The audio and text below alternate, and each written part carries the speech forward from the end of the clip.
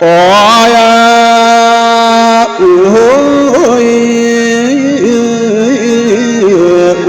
โอ้ยฟ้าเอ้ยฟ้าห้องฟาง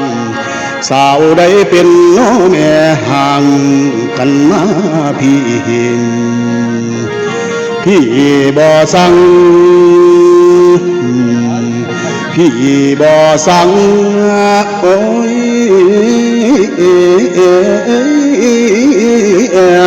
โอ้ย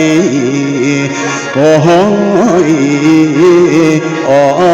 ยนางเมื่อบาดีตกสมัยบ่มีหน้าเงินเศร้านะบ่มีค่าน้อพี่น้องฮักกันมาแต่น้อยน้อยบ่เคยปล่อยดอกดากันส่วนว่าทั้งน้องนั้นได้เข้าพันเด้อการศึกษานั้นแล้วป่าให้นามาหลายปีมอมพนังได้เรียนรู้ได้เป็นครูผู้มีนางเหลือหมอดแฟนเศร้านาตีว่าไอ้นี่นากรรมได้น้อง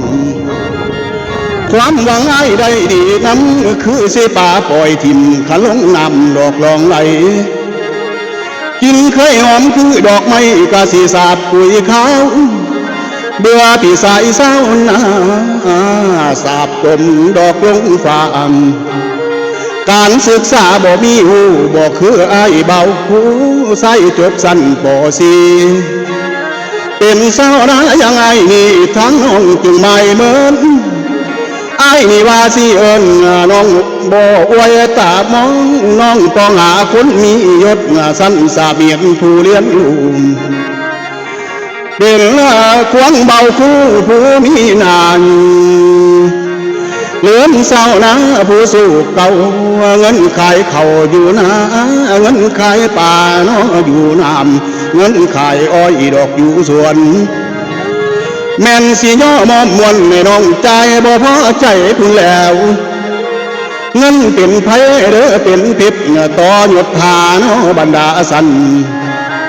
เงินขายมันเด้อขายกล้วยน้องถือว่าเป็นเงินสวยน้องบ่พอใจใจนางเอ้ยนั้นคำเอ้ยคำขันเกียรติสาวนาหลายยาสุกินหอดเขาคันเด้อเจ้าผู้ยอดสูงนอรุ่งนออ้อยอ้อยโอ้ยโอ้ยนา